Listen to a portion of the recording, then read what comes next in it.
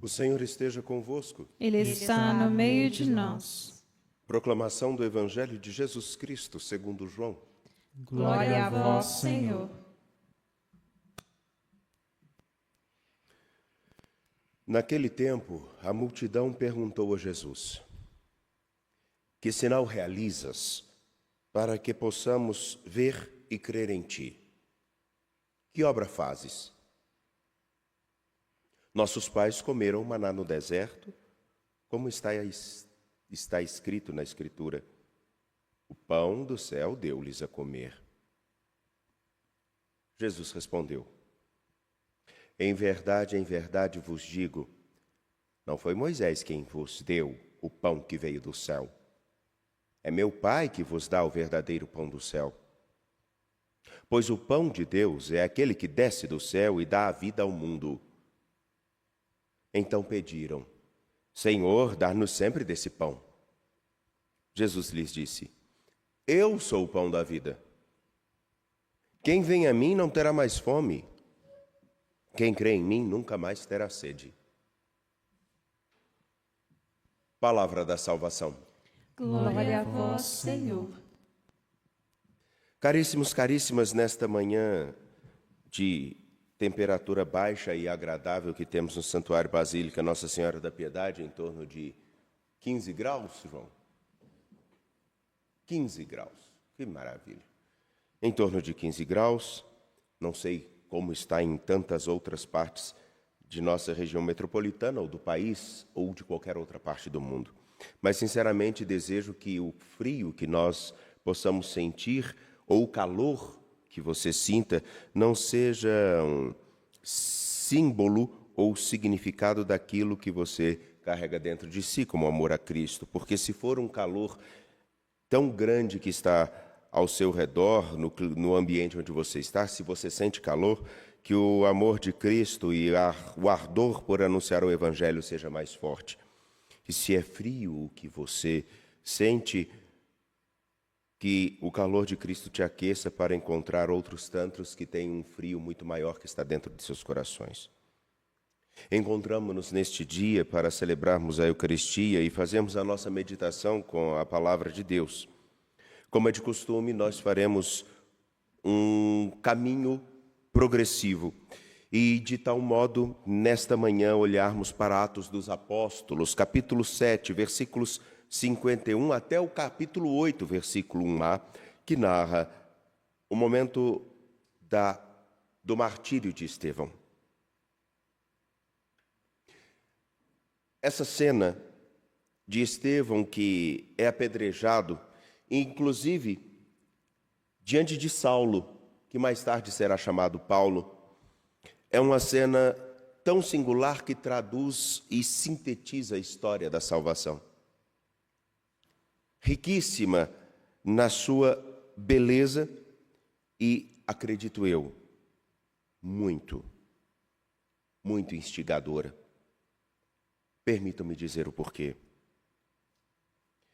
O caminho de todo aquele que é batizado é unir-se a nosso Senhor Jesus Cristo. Quem se batiza ou é batizado precisa ter como horizonte e ser educado, no caso das crianças, ainda que os pais não o façam, nem os padrinhos o façam, deveriam fazer isso, é educar aqueles que são batizados para unirem-se, conformarem-se a nosso Senhor Jesus Cristo.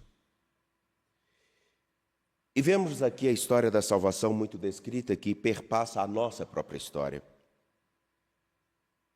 Estevão, discípulo de nosso Senhor Jesus Cristo, ele não diz outra coisa senão: os homens de seu tempo são homens de cabeça dura, insensíveis e incircuncisos de coração e ouvido.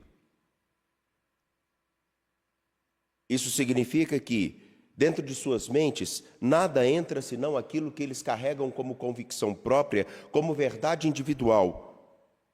E claro, tais verdades estão marcadas e solidificadas na rigidez de suas vontades e de suas vidas confortáveis. A insensibilidade significa a falta de percepção do que acontece de novo ao seu redor. Uma pessoa insensível para com os seus, para com aqueles que ama ou diz amar. Um insensível é aquele que não consegue ser alcançado por nada que motive o seu coração a ter ou compaixão, misericórdia, amor, alegria. Não consegue alcançar a realidade de outras pessoas, tão ensimesmado, basta-se a si. Suas sensações, sua vida gira em torno de seu próprio umbigo, de suas convicções. Logo, um cabeça dura tende a ser insensível. E, portanto, um coração incircunciso ou um ouvido incircunciso.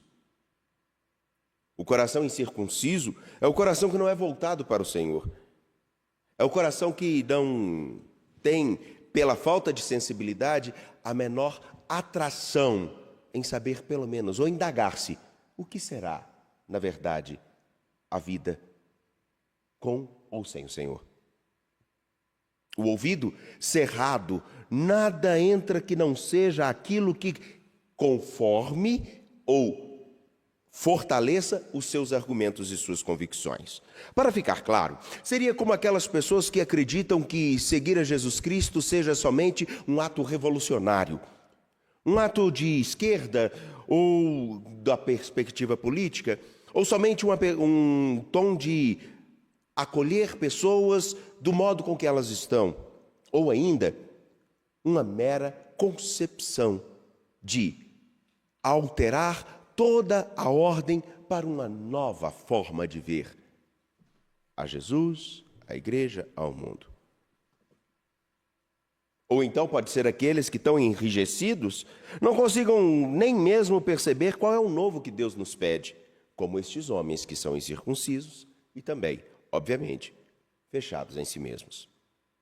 No fundo, estes anciãos e doutores da lei representam as várias vertentes de todos aqueles que não conseguem perceber a novidade do sonho de Deus no meio deles.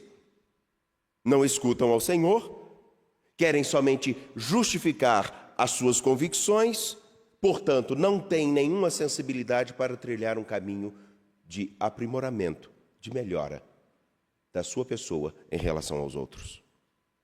São resistentes ao Espírito, como diz o próprio versículo 51, porque, como os pais dos doutores e mestres da lei, que estão frente a frente com Estevão, prestes a apedrejá-lo, maltrataram, não escutaram e, portanto, mataram a muitos profetas da mesma forma.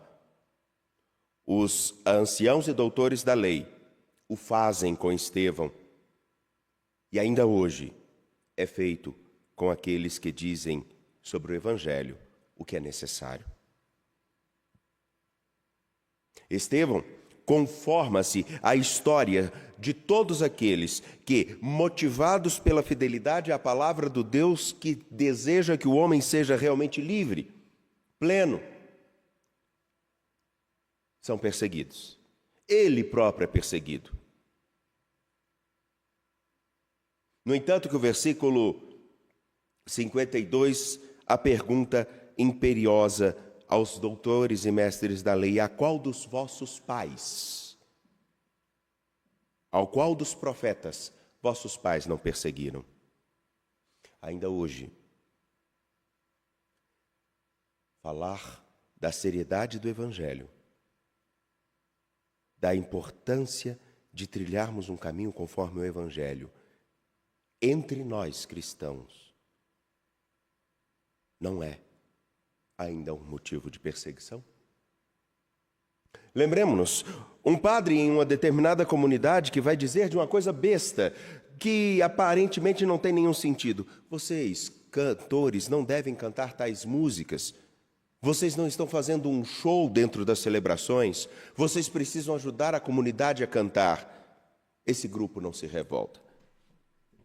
Ou então, quando a necessidade de fazer com que ministros extraordinários da Sagrada Comunhão compreendam a sua missão, não como aqueles que colocam um jaleco para ficar durante as missas enfeitando o altar, mas que são responsáveis por levar a comunhão aos enfermos e ajudar os enfermos a manterem-se vinculados à comunidade de fé, sendo um elo de ligação com os enfermos.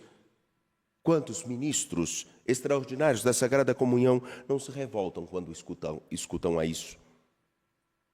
Ou ainda leitores que não têm o menor comprometimento de entender aquilo que é lido, aquilo que é proclamado na liturgia. E quando são interpelados a melhorar, acreditam realmente que o jeito que estava bom. É somente alguns exemplos de coisas corriqueiras em nossas comunidades. Ou então um outro exemplo, aqueles que fazem o bem social, mas que não têm nenhum interesse em apresentar como são gastos os recursos que são empreendidos nas ações sociais. E quando é preciso que se apresente as contas para que as pessoas possam ter mais credibilidade e possam fazer mais, alguns não acham que é um desrespeito. Parece coisas bem sutis e pontuais e que talvez não tenham significância. Tem. Porque tais coisas que parecem tão pequenas são um reflexo exato da nossa incircuncisão, da nossa insensibilidade, da nossa dura cerviz ou cabeça dura, que manifestam. Nem sempre estamos conformados a nosso Senhor Jesus Cristo.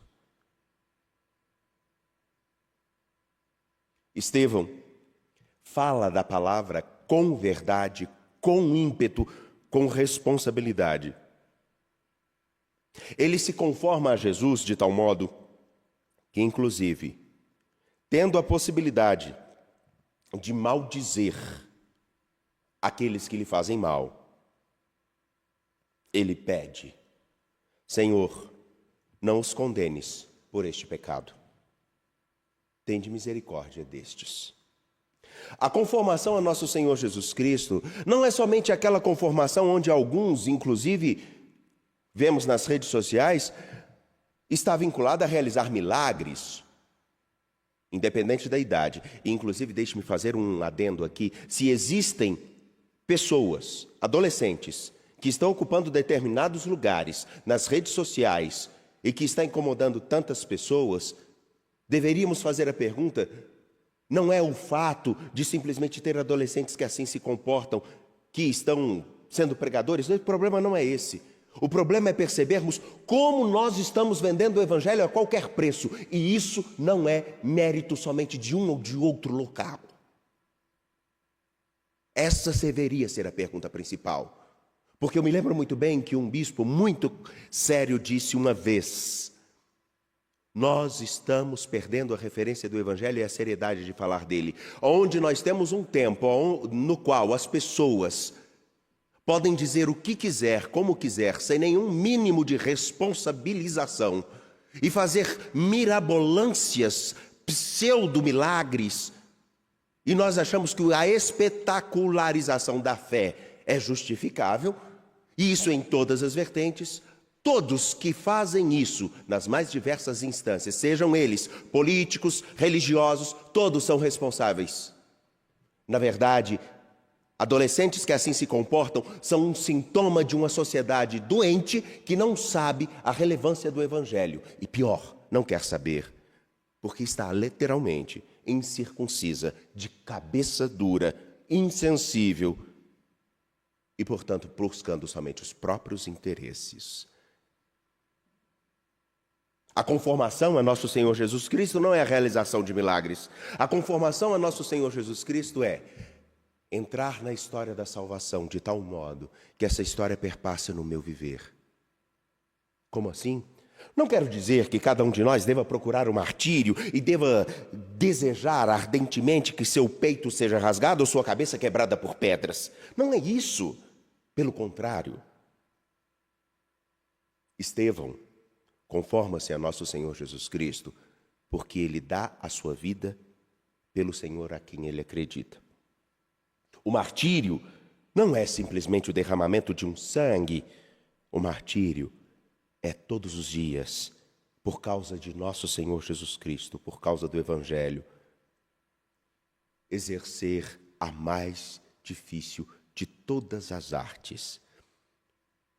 Matar um pouco dentro de si o egoísmo, o autocentramento. Matar um pouco dentro de si a insensibilidade, estando atento àquilo que é a vida de outras pessoas. E talvez até para que os outros vivam, recolher-se. E nunca deixar de falar daquele que amou tanto. A vida de Estevão é uma vida de entrega. A sua conformação a nosso Senhor Jesus Cristo é uma conformação na sua entrega, que tem um ponto alto. Ele morre por causa do Evangelho. Ele morre por causa do seu Senhor. E talvez seja, penso eu, agora extrapolando o texto, fazendo uma digressão, um efervescer de ideias da minha mente, eu penso o quanto que Saulo, ainda jovem, porque é dito, as testemunhas deixaram suas vestes aos pés de um jovem chamado Saulo. As vestes de Estevão foram colocadas aos pés de Saulo. Eu imagino a cena impactante para Saulo, como jovem, vendo um homem morrer apedrejado, dizendo a verdade que ele não poderia negar. O nosso povo deixou de escutar muitas vezes ao nosso Deus, e ainda hoje não escuta. E ver um homem, Estevão, morrer simplesmente porque falou aquilo que é verdade. Ainda que ele tivesse as suas convicções, não será esse um dos momentos nos quais a vida de Saulo começa a se abrir para a presença daquele que era vivo e que é vivo na vida de todos aqueles a quem ele perseguia? Porque vejam bem, Saulo vai buscar em Damasco pessoas que eram pertencentes ao caminho. As pessoas pertencentes ao caminho eram o que hoje nós chamamos de cristãos. Eram perseguidos simplesmente por acreditar em Jesus, por falar de Jesus, como Estevão. Hoje, nós temos um grave problema. Nós não estamos muito preocupados, na grande maioria, não estamos preocupados em falar de Jesus.